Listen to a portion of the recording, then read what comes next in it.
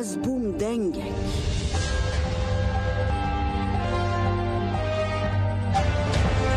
Dengê gel, dengê azadiyê ye.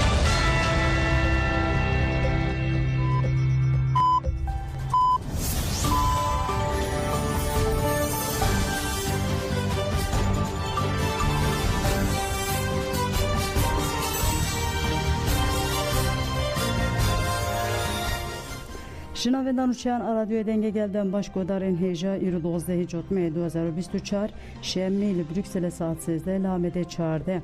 Emin uçan avaroje peşkeş bikenden dem azadiya reber apoya.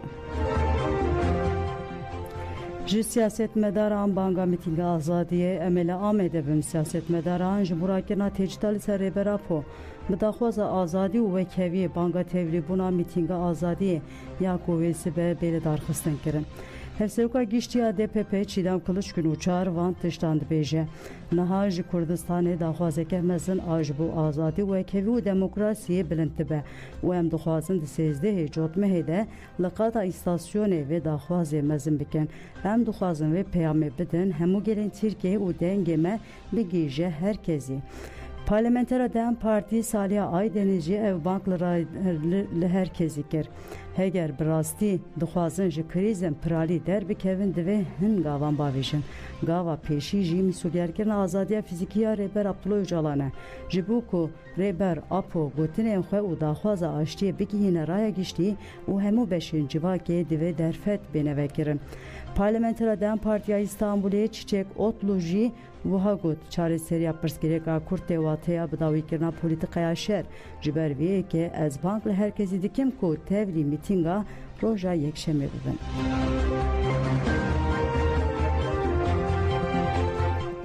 Sultan Yaray got tevî qedexeyê jî em li Amedê di mîtînga azadiyê de bên bahev bi banga Dem Partiyê 16 Cotmehê wê li Amedê mîtînga azadiyê bêle darxistin. Tevî biryara qedexeyê ya walî jî xebatên domandin û li bajêr kelecaneke mezin heye.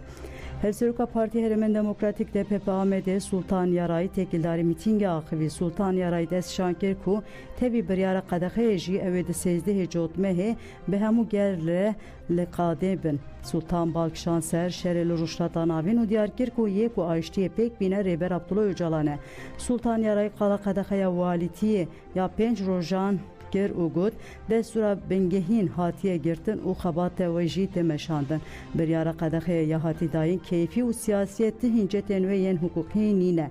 Em qebûl nakin ku mafhemeyên demokratîk bên astenkirin. 16 Cotmehê çi dibe bila bibe em ê li qadan bin daxwaza me ya destpêkê bidawîbûna tecrîtê ye. Desthilatdarî bi gelek rêbazên mîna asîmîlasyona çand û ziman hişbir û fuhuşê talana ekolojik û êrişa li ser dîrokê hev dide destkeftî û nirxên me tune bike. Hingî ku tecrît kur dibe hilweşîna civakî jî kur dibe li dijî vê yekê dibe em xwe rêxistin bikin û ji bo azadiya Rêber Apo têkoşîneke topyekûn bimeşînin. Yê ji qadên ku em bikarin bi rengeke herî baş vê têkoşînê lê bînin ziman wê ev mîtîng be. Em hemû gelê xwe vedixwînin vê mîtîngê. Li bajarên Sint Polten û Tertins ya Avusturyayê civînên gel hatine darxistin. Civîn di çarçoya pengava ji Abdullah Öcalan re azadî ji pirsgirêkira Kurt re çareseriya siyasî de civînên gel hatine darxistin. Parlamenterê Dem Partiye Kamuran Tanhan û ji Büroya Hukuka Yaset Salê Cengiz Yürekli tevlî civînê bûn. Parêzer Cengiz Yürekli diyar kir ku tecrît li dijî Rêber Apo tê meşandin ne li gorî hukuka navxweyî û navneteweyî û got ku çareseriya pirsgirêkên rûşata navîn ve bi azadiya fîzîkî Rêber Apo pêk were. Di civînan de banga tevlîbûna çalakiya ji bo azadiya Rêber Apo ku vê îro di saet 16 de li pêşiya Parlamentoya Vîyanayê werê li darxistin hat kirin. Li Giêsên di çarçoya pengava azadiyê de panel hat li darxistin dostên Kurd û Meclisa Jinê ya Berçem A giben di çarşıya pengava Abdullah Öcalan ra azadi ji perskireka kurte çarîseriya siyasî de panel hatını darxistin. Di panelê de sînevizyona li ser komployan hên cotmehê û pengava Abdullah Öcalan ra azadî ji perskireka kurte çarîseriya siyasî hate pêşandin û têkildarî pengava azadiya xaftin hate kirin. Di panelê de hat diyar kirin ku ji bo şikandina têcîtê û pêkarina azadiya rêber Abdullah Öcalan di serî de Kurd berpirsyariya herkesî dibe pêvajoya dîrokî de heye. Di panelê de hat diyar kirin ku paradigmaya jinên azadî xwaz demokratîk û ekolojîk a rêber Abdullah Öcalan ji bo hemû pirsgirêkên li cîhanê bi taybetî li rûşata navîn bibe çarêserî û di çarçoya pengavê de xebatên pêvajoya pêş hatin nîqaş kirin.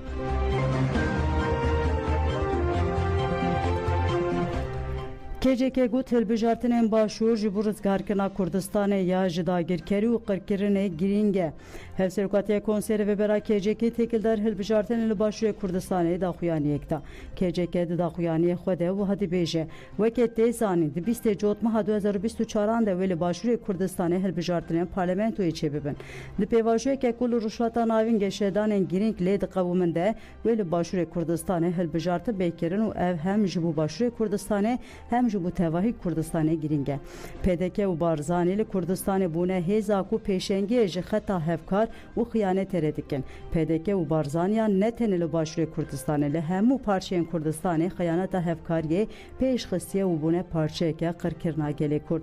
Ev hemû nîşan dide ku tu alaqeya PDK û Barzaniyan bi kurdayîtî û doza Kurdistanê re tuneye û berova jî wê bûne parçeyeke siyaseta li dijî gelê Kurd û şebekeyeke wisa ku li çarşoya berjewendiyan de bi dijmin re her cure têkiliyan pêktîne.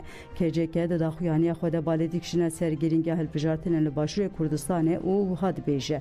Ji ber wêyekê geleke girîng ku gelê me di hilbijartinên 20 Cotmeha 2024 de li dijî xeta xıyanet û hevkariyê helwesteke xurt pêş bixe. Gelê Kurdistanê yê welatparêz divê piştgiriyê bide hêz û namzêdên welatparêz demokratîk û neteweyî û girêdayî van yekan helwesta xwe nîşan bide.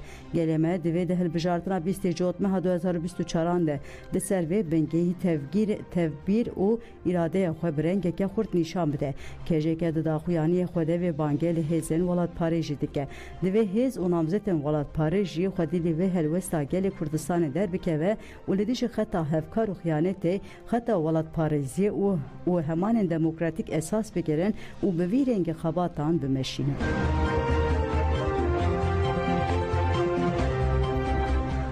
Divê em ji bo parastina serwerî û sînorê Herêma Kurdistanê bixebitin. Di 20 Cotmehê de wê xelkê Herêma Kurdistanê biçin ser sondiqan. Propaganda û kampanyayên ji bo hilbijartinê jî berdewam dike. Xelkê başûrê Kurdistanê de asta rêveberiyê de li benda guhertinên girîng e. Têkildarî mijarê namzê TGNK yê li Germiyanê Mela İdris Jelayê ji Ajansa Rojnîsra axivî wiha got. Di çend salên borî de lawazbûna parlamentoyê bandoreke erênî kiriye û nav û dengê Kurdistanê de asta navnê tevê de xirab kiriye. Nebûna parlamentoyek bi hêz başûrê Kurdistanê lawaz dike û baweriya di navbera desilat û welatiyan de kêm dike. İdris Jelayê daxaftina xwe de wiha dewam dike. Pêwîst e gel ji bi coş beşdarî hilbijartinê bibe. Di dema borî de şaşîtî û kemasiyên di siyaseta Herêma Kurdistanê de bûye sedema lawazkirina herêmê. Duwarê siyasî û erdnegarî de bandoreke neyînî li ser Herêma Kurdistanê hatiye kirin. Ji ber vê yekê nihayeneke duruşmeya ku wêriya xirab û keyfî ku gel jê neraziye bi dawî bike hilgirtiye ser xwe. İdris Jelayê herî dawî dibêje pêwîst e em li ser dagirkeriya welatên herêmê li ser Herêma Kurdistanê kar bikin. Hunermend Nermîn got $70,000 موچeyê min li gel Mesrûr Barzanî ye. Hunermend Nermîn Qadir bi gihandina rewşa xwe ya jiyanî rewşa xelkê başûrê Kurdistanê ra dixwe berçavan. Nermîn Qadir bi peyamekê bank li serokê demboriyê hikûmeta Herêma Kurdistanê Mesrûr Barzanî kir. Nermîn Qadir got ku heya niha $70,000 موچeyê min yê nehatî dayîn li gel Mesrûr Barzanî got piştî sû 8 salên xizmetê ji bo çareseriya tenduristiyê ez li benda موچeyê 3 meh carekê didin min. Ew jî weke mizgînî didin. Gel û hukümdarî wiha tê kirin. Hêjayî gotine rojane Mesrûr Barzanî behsa xizmetê dike lê weke welatiyan hemû kesên din jî dibêjin axaftinên Mesrûr Barzanî tir rastiya xwe îfade nake. Her roj xelk hejartır dibin. Hünermenden çemçemale gotin ve biriya hüneri rêgirî li dagirkeran bigirtin. Hünermendên bajarokê Çemçemal a servisînûrê Parêzgeha Silêmaniyê têkildarî bandorên hünerî yên dewletên dagirker taybet dewleta Tirk li ser hunera Kurdî ji rûs nivîsra axivîn. Hünermend û şanoger Fakir Ezêdên wiha dibêje. Hunera Tirkî bi taybetî bi fîlmên Tirkî şanoya Kurdî lawaz kiriye. Em dikarin ji hunera Tirkî û Îranî ji bo hunera xwe sûd bigirin lê ne wek ku hunera Tirkî pêş bixin. Pêwîst e sînorek ji bo huner û kanalên wan weredanîn. Da ku hunera ma bixwe ber bi tunebûnê ve neçe. Ji Çemçemal hunermend û şanoger Karzan Qadir jî li ser heman mijarê nêrînê xwe anî zivan û wiha got. Em dibînin ku dagirkerên Kurdistanê bi taybetî ji dewleta Tirk bi hevkariya aliyekî hewl dide Kurdistanê ji aliyê leşkerî ve dagir bike. Tirkiye dixwaze ji bo tûnekirina çand û hunera Kurdî biriya rêzefîlm û berhemên xwe hunera Kurdî lawaz dike. Dixwaze çand û hunera resen ya Kurdî tune bike û bi vê yekê dagirkeriya hunerî jî pêk bîne. Ya ku dikeve li ser me wek hunermend û hunermendên şanoyê ew e ku divê em hunera rast û resen pêşkêşî civaka xwe bikin. Hunera ku em pêşkêş dikin divê jî êş û refleksa civakî bin. Karzan Qadir di dewama debank li hunermend û rewşenbîrên civakê kir û got hunermend nivîskar û pêkhateyên civakê divê li ser hinek mijarên bingehîn ên civakê xwedî helwest bin û bixebitin. Ji ber ku ev dagirkeriya dewleta Tirk a dagirker û rejima Îranê bi armanca çanda civaka Kurd carekê din ji holê rakiriye. Divê em wek hunermend û Çîna pêşkeftî ya civakê li ser hunera resen kar bikin da ku rê li ber forma dagirkeriya ku dewletên dagirker li Herêma Kurdistanê dimeşînin û çanda Kurdî ji holê rakin bigirin.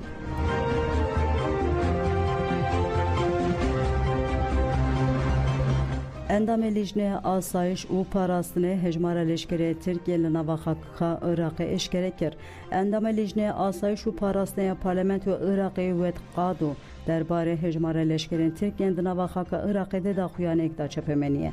Wet qado da zanin ku hejmara leşkerên dewleta Tirkiye li nava Xaka Iraqê 5000 leşker derbas kirine û got zêdetirê 80 baregehên leşkerî hatine avakirin di nava wan de 14 baregeh cihê xwe digirin. Cih digirin û balafirin jî. Ev yek ji bilî navendek istixbarata Tirkiye li Herêma Kurdistanê ye. Tirkiye gelek kel û pelên leşkerî bi cih giriye û dikare bi van çekan her cihê bixwaze li nav Xaka Iraqê bike hedef. Ev baregehên dewleta Tirk jî tenê 28 kilometre ji Nînova dûr e û bi kurahiya 185 kilometre nav Xaka Iraqê de ne. Wet qado di dewama xaftina xwe de da zanin ku parlamentoyê li hevkirina di navbera Iraq û Tirkiye ya ji bo hewdanên kêmkirina serweriya Iraq û ji bo bi pêkirinin hêzên Tirkiye û bombebarankirina gundên sînorên herêmê red dike. Herî dawî wet qado destşan kir ku ji ber dagirkeriya dewleta Tirkiye li ser Xaka Iraqê zêdetirî 450 gundên sînorê Herêma Kurdistanê hatine çolkirin. Li girtgehan divê mafê tenduristiyê dîl neyê girtin sekreterê giştiye Odaya Bişkana Amedê Ahmet Baran balkişan serbin pêkirina mafê tenduristiyê ji ber muayineyên bi kelepçe û xwegihandina mafê tenduristiyê zehmet bûye girtî lê dijî vê bigerîna mafane ji ber ku naxwazin bi kelepçekirî tedavî bibînin û çûyîna wan a nexweşxanê tên asten kirin. Divê ev nêzîkatî ji holê berakirin û mafê girtiyan ê xwegihandina tenduristiyê pêk were. Nexweşên ku pêwîstiya wan bi kontrolên rûtîn heye bi taybetî nexweşên kronîk û pêncîşêrê piştî demeke dirêj dikarin xwe bigihînin nexweşxaneyê û ev rewş dibe sedem ku nexweşî pêş bikeve. Ahmet Baran diyar kir ku şert û mercên zindanê pirsgirêkên tenduristiyê zêde dike ji ber ku zindan zivistanê pir sare havîna jî zêde germe. Ev jî bi xwe re hin pirsgirêkên tenduristiyê tîne.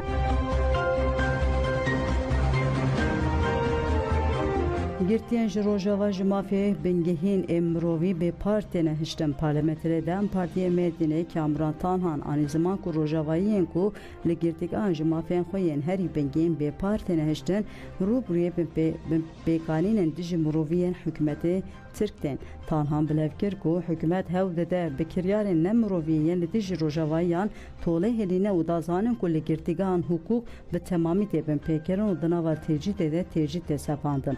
Tanhan wa berdewam kir girtiyên Rojavayî hem de aliyê hukûkî hem jî aliya aborî de pirsgirêkên mezin dijîn. Mafên wan ên herî bingehîn tên bin pêkirin. Pereyên ku ji aliyê malbatên girtiyan ve ji bo hesabê girtîgehan tê razandin bi sûcdariyên bêbingeh ên wekî finansêkirina rêxistinê dibe sedema bin çavkirin û girtinan. Tanhan anî ziman ku kesên tên taliyêkirin jî nikarin azad bibin û wiha got. Gelek ji wan dibin navên din bi şûn de zivirandinê û di şer û mercên giran de têne girtin.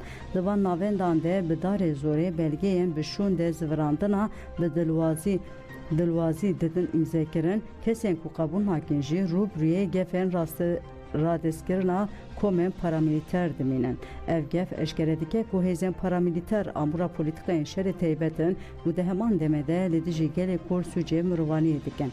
Polîtikayên girtîgehê yên Tirkiyeyê li dijî mafê mirovanin û di rewşeke pir bi pirsgirêk de ye. Bi taybet li dijî girtiyên Rojavayî kiryarên xirab a cihêkarî bi awayeke sîstematîk dewam dike. Pêvajiyên hukûkî ceza bi awayeke neheq têne dirêjkirin û kesên tahliye dibin jî azad nabin. Ev kes ji mafê herî bingehîn ên adaletê bê partiyên hiştin û li girtîgehan rehîn têre girtin.